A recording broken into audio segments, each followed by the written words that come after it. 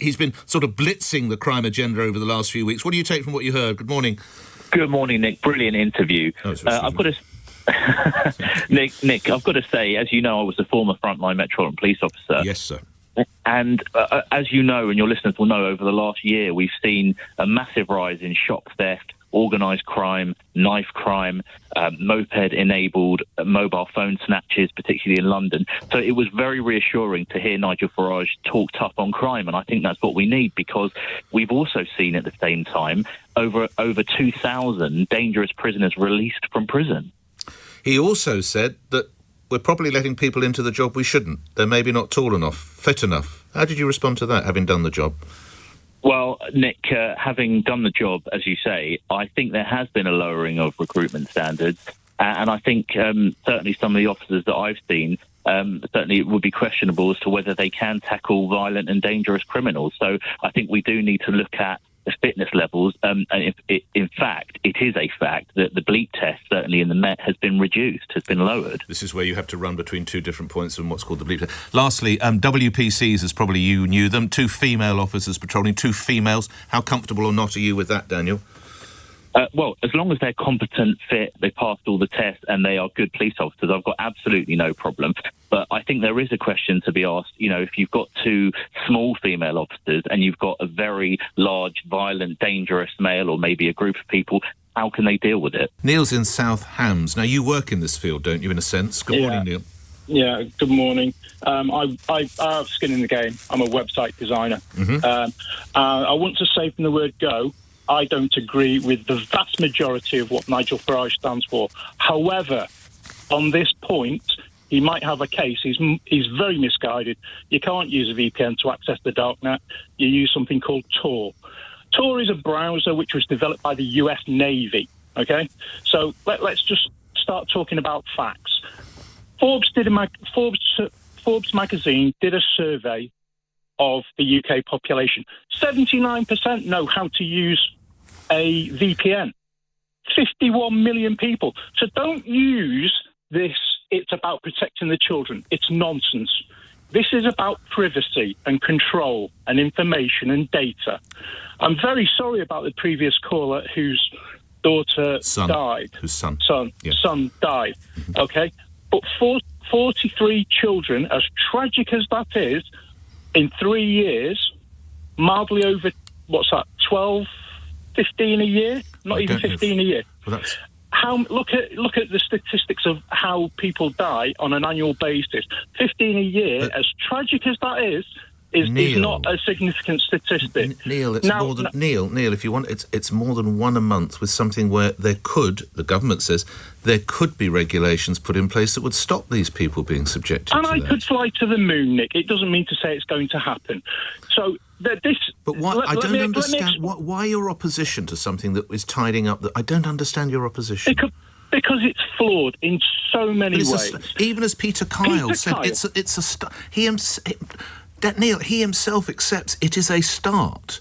What's that expression? Don't let the enemy be the perfect of the good, or whatever that expression was. Yeah, it's not a start. Peter Kyle said on the 25th of February on Radio 4 that he would, and I quote, put obstacles in your way if you are viewing things on the internet he doesn't agree with.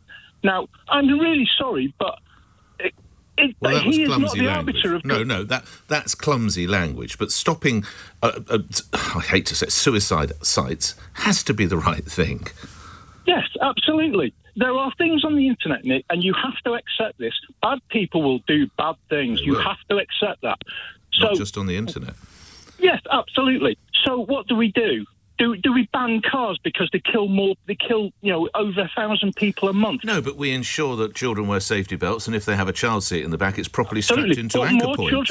More children will die on the roads this year. But that doesn't mean from looking at stuff on the internet. Well, it doesn't mean we don't try and address them. The law as it's currently being put through, is it fit for purpose? Good morning.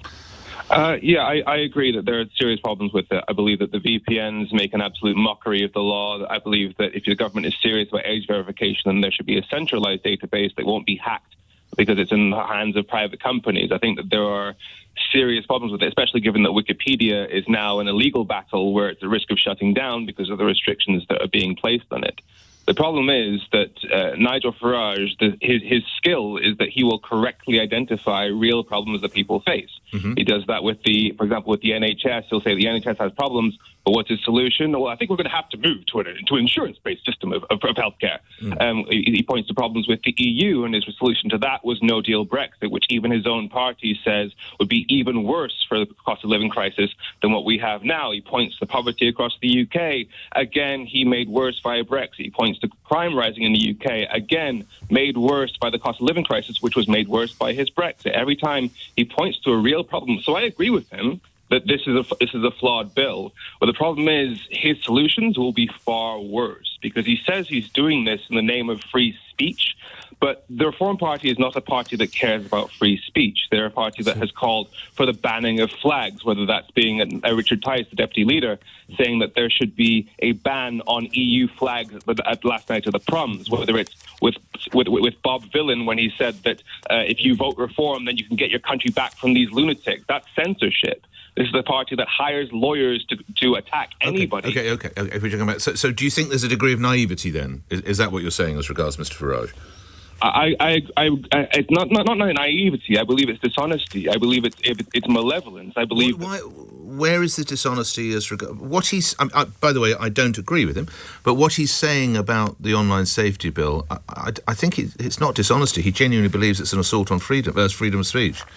So this is what happens with people like Nigel Farage. They will, like Andrew Tate. He'll point to crises in men's mental health, but his solution is to tell men that women, the main people they're attracted to, are horrendous people. So he ends up leaving them more lonely than before. Same with Nigel Farage. He is correct when he says that the VPN, the fact that that's now the top searched app on the App Store, prove that this app isn't going to achieve the goal that it set out to do. Alex in Southampton. Alex, your take on online safety. Good morning. Yeah, hi there. Morning, Nick. I think the online safety bill is a load of rubbish. I think it's it comes back to a basic fact of what you said. It needs to be device-based. Right.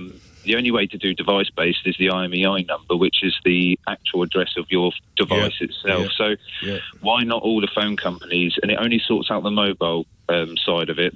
Home broadband, that's down to the parents. You can block your own stuff from that side. Yep. But if all the mobile companies have a central database, when you get a phone for a 13-plus-year-old, you log their IMEI number, and all of a sudden you've got all of that 18-plus content out of their site.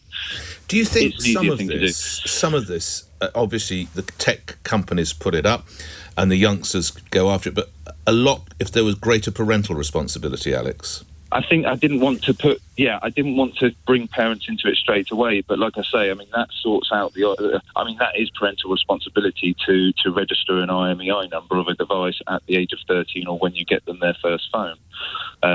I think then the parental responsibility at home comes in where you've got the parental controls from those tech companies to do it yourself. They've always been there, but nobody ever uses them because you get your broadband installed and you don't go into the settings.